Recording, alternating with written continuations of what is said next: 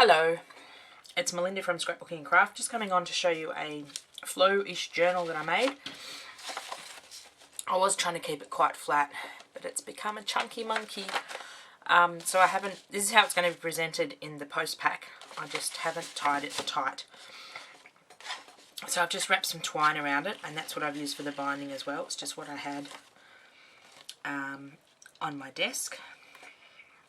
This one's going overseas. I'm in Australia.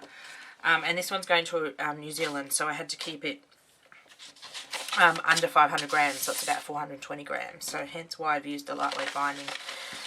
So this bit of brown paper is like a belly band, and it's just a roll of Christmas paper.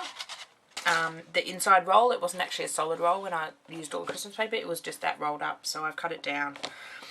So this is the album.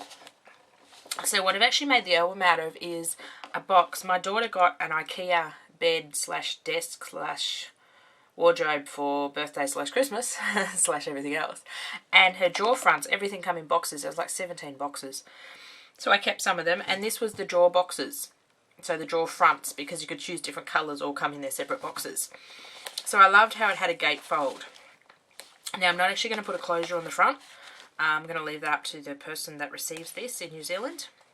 So what I did was actually covered this is some newspaper, like wrapping paper, that is used to wrap bunches of flowers up that I got from a florist a while back. And then on the inside I've just collaged some book pages I've taken out of an encyclopedia. So this one's got 4 signatures, I think, so you can sort of see that.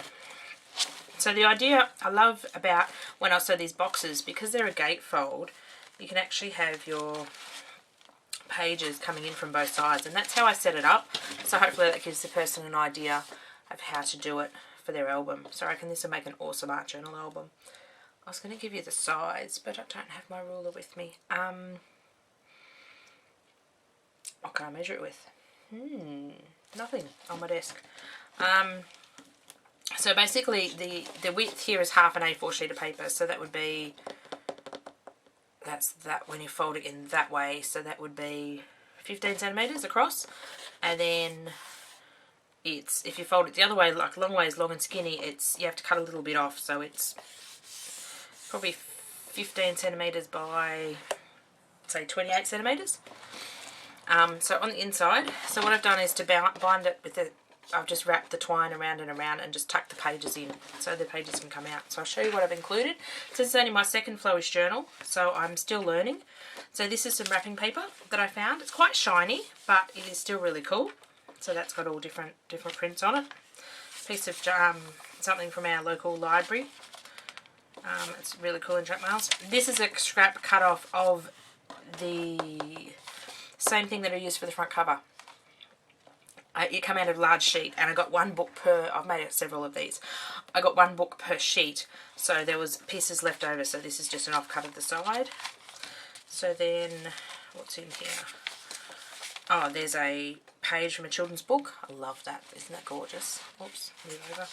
And then tucked in here is some tickets, and this angel is a piece of writing paper that I got at a Knop shop one day.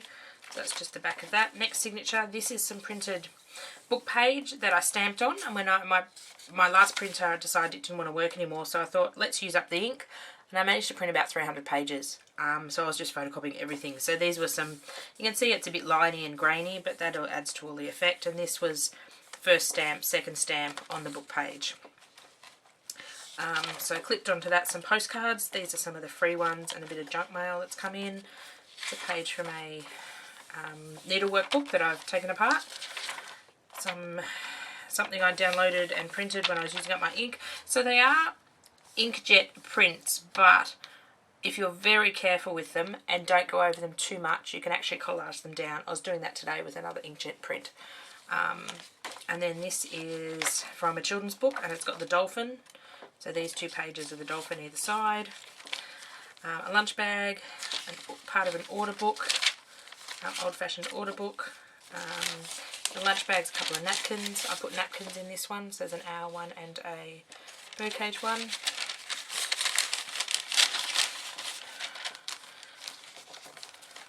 Let's see, I'll just see the back of the signature. And it looks like this one's got 3 signatures. I split it into 3. This is some more wrapping paper. This wrapping paper was cool. Was from Daiso, not Daiso, Typo ages ago.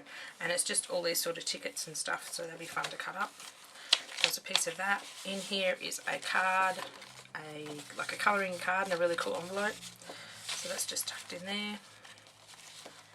This book paper here is page from a book, coffee table book that I've torn out, and it's got a lovely image on the other side. And as you can see, these are just tucked in under, so a cute little jewellery catalogue that would be cute in a junk journal. Some of my jelly prints I decided to include this time, or this is actually a wipe-off sheet. I'll stay there. These are all sliding around. This is when I wipe my brayer off from jelly printing. I did a lot of demonstrating at my last show because I do some craft shows for my business around Australia, and I come home with about 300 wipe-off sheets and jelly prints and things from demonstrating. So a napkin, another page. I love this. This is just gorgeous. And on the back, it's quite nice too to cut up. So this is just the back of the catalogue. This is the picture here. I could just imagine something collage in here and cut up and fun. So this is the other side. So this has got 2 signatures as well. This is one of my drawings that I've, my ink drawings that I do, and I just photocopied some and printed some off.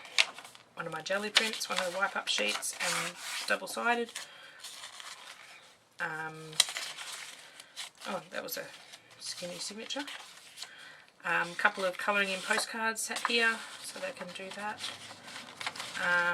Another one of my drawings. Oh, we're nearly off camera. I'll move this over here. Another one of my drawings, which is really cool. Another jewellery brochure. I love to pick up these because I love to cut out the earrings and things and use them in collage. Plus they're really nice paper. Some houses. So this is a sheet I downloaded from the computer. I'm wondering if it has an artist on top. Bear with me a minute. Collage Houses by Katie Canyon. It was just a free download. Again, I was using up my ink and my printer. Some more tickets. This is out of an optical illusion book, so just some quirky little fonts. Another book out of that gardening book with some gardening in it and a nice black and white page. Back of the optical illusions, more tickets. Back of the houses are really cute. Some more wrapping paper. This is crossword wrapping paper. I've actually popped in this little booklet of stencils. I had these with my business and I've got loads left over of this one stencil type, so I thought I'd share those. They're Heidi Swap saying stencils. And I love the little jacket they come in, and there's paper on this side as well. So they just slip in under there. This is part of that brown paper roll. The top part I cut off. Another napkin.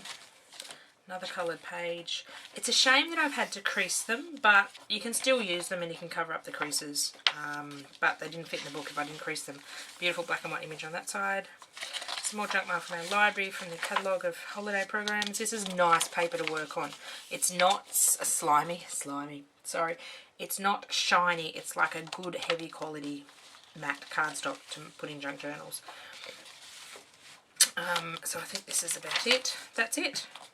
So this one is off to New Zealand tomorrow to my lovely partner in the Flowish Journal Swap.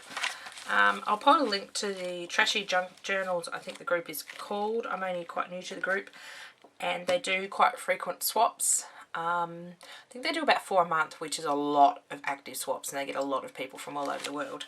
And then I picked up a couple more New Zealand partners that missed out. So that is my Flowish Journal Swap, and I'm actually going to...